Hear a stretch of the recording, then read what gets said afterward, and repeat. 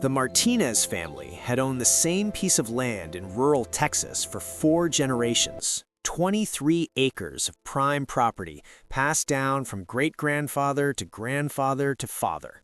When old Vicente Martinez died at 92, his 5 children gathered to discuss what to do with it.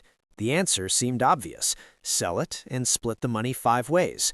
What they didn't know was that one crucial detail would unravel everything. The 5 siblings were spread across the country. There was Carlos, the eldest, a banker in Dallas; Maria, a nurse in Houston; Jorge, who ran a construction company in Austin; Teresa, a teacher in San Antonio; and the youngest, Rosa, who worked at a grocery store and still lived in their small town. They rarely saw each other anymore. They met at a real estate attorney's office 6 weeks after the funeral. A developer had already made an offer: $2.4 million for the land. Split 5 ways, that was almost $500,000 each. Carlos had already picked out a lake house. Maria was planning to pay off her mortgage. Everyone had plans for their share. The attorney, a middle-aged woman named Patricia Gonzalez, opened the file. She looked at the 5 of them, and her expression was troubled. "Before we proceed with any sale," she said carefully, "we need to establish clear title to the property. And there's a problem." The room went quiet. Patricia explained that when their grandfather died in 1987, the property had been divided among his 4 children. Their father Vicente had inherited his quarter share, but when Vicente remarried in 1992 after their mother's death, he'd added someone new to the deed, someone none of them had thought about in decades: their stepmother, Elena. She'd married Vicente when the youngest, Rosa, was just 15.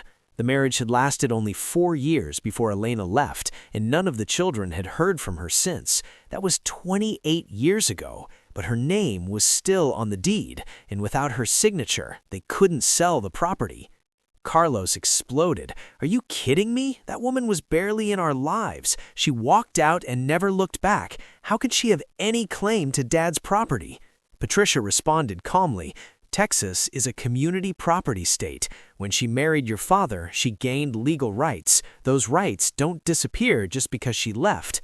The 5 siblings sat in stunned silence. Their inheritance, their plans, everything was hanging on finding a woman who disappeared nearly 3 decades ago. Maria finally asked the question everyone was thinking: "Can we even find her? We don't know where she went. We don't know if she's even alive." Patricia suggested they hire a private investigator. It would cost money, but with $2.4 million at stake, it was worth it. The siblings agreed to split the investigator's fee. 2 weeks later, they got their first lead. Elena had moved to New Mexico in 1996. The trail went cold after that. 3 months passed. The developer's offer expired. They found a new buyer, but the price was lower, $2 million. Then that offer expired too. With each passing month, the property value seemed to drop. The siblings grew more desperate. Carlos took out a loan against his expected inheritance. Maria put off her retirement. The pressure was building. Then one day, Rosa got a phone call. The investigator had found something. Elena had died 2 years ago in a nursing home in Albuquerque. She had no other family, no will, no estate. But she did have one thing: a daughter. A daughter that none of Vicente's children had ever known existed. Her name was Isabella. She was 46 years old, living in Albuquerque, working as a school counselor. Elena had been pregnant when she left Vicente, but she'd never told him or his children.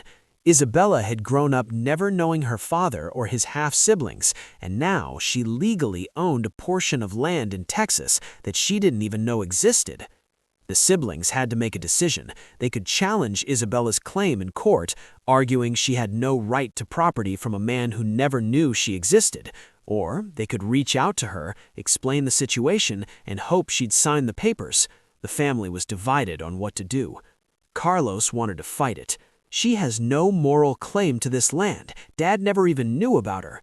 But Rosa, the youngest, disagreed. "That's not her fault. She's our sister, whether we knew about her or not. Elena was her mother. She deserves to be treated fairly." The argument went on for hours. Finally, they voted 3-2 in favor of contacting Isabella directly. Maria, Jorge, and Rosa on one side, Carlos and Teresa on the other. Rosa volunteered to make the call. She spent a week rehearsing what she'd say. How do you tell someone they have siblings they never knew about and ask them to sign away their legal rights? The call lasted 3 hours. Rosa explained everything. Who she was, who Isabella's mother had been, the property in Texas, the sale that couldn't go through, and she apologized over and over for the fact that this was how Isabella was learning she had a whole other family. Isabella was silent for a long time after Rosa finished. Then she said something none of them expected. "I always wondered about my father. My mother never talked about him. I grew up feeling like half of me was missing. Can I meet you? Can I meet all of you? Before we talk about the land, I just want to know my family." 2 weeks later, Isabella flew to Texas. The 5 siblings met her at a small restaurant in their hometown. The moment was surreal. They could see their father in her eyes, in the shape of her hands. She had his smile. Rosa started crying before Isabella even sat down, then Maria. Then they were all crying, even Carlos. They spent the whole day together, sharing stories about their father, about their lives, about the mother that Isabella had lost. She showed them pictures of Elena from years later, looking happy in New Mexico. "She always seemed sad about something," Isabella said. "Now I know why. She left behind a whole family." Eventually, they had to talk about the land. Carlos cleared his throat.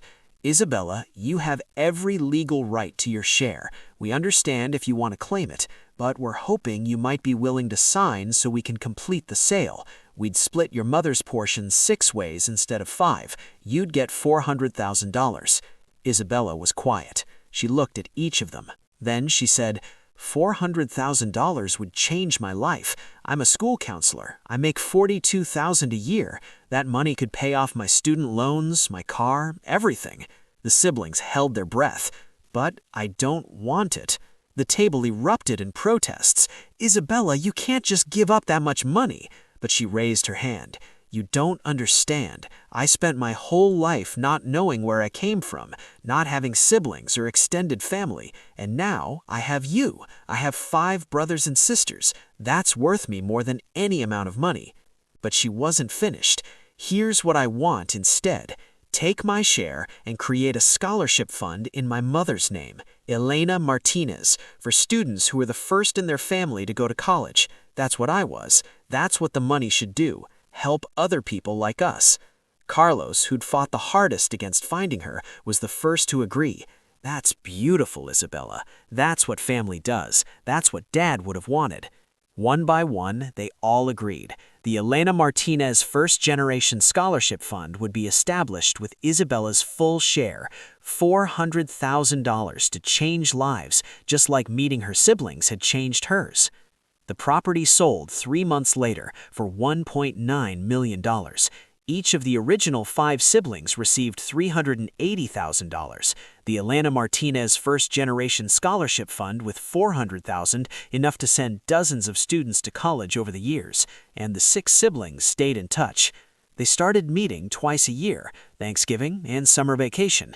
Isabella's kids got to know their aunts and uncles. The cousins became friends.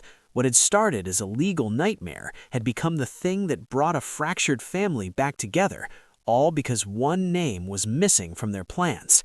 Years later, Rosa would tell people that finding Isabella was the best thing that ever happened to their family, not because of the money, which most of them spent or invested wisely, but because it forced them to face a hard truth. Sometimes the most valuable inheritance has nothing to do with property or money. The first scholarship recipient was a young woman from the same small Texas town where Vicente had raised his family. She wrote Isabella a thank you letter that made them all cry. "I never knew your mother, but because of her, I get to be the first person in my family to graduate college. Thank you for turning your inheritance into someone else's future." Isabella framed that letter and hung it in her office at school. When students asked about it, she'd tell them the whole story, about the mother who left a family behind, the father she never met, the siblings she found, and the choice to turn money into meaning. Sometimes, she'd say, the best inheritance is the one you create for others. The Martinez family story became something of a local legend. People would talk about it at dinner parties and church gatherings, about how a legal complication turned into a blessing, about how 5 siblings gained a 6th, about how $400,000 created something that would outlive all of them, about how doing the right thing sometimes costs you everything and gives you even more. So remember this story the next time you think everything is about money, the next time you have to choose between what's legally yours and what's morally right. The Martinez family could have fought Isabella in court. They probably would have won, but they would have lost something far more valuable: each other. Today, the Elena Martinez Scholarship Fund has sent over 50 students to college. Isabella and her 6 siblings still meet twice a year, and their children consider each other as close as any cousins raised together. The land is gone, the money is mostly spent, but the family they built from one missing name, that will last forever.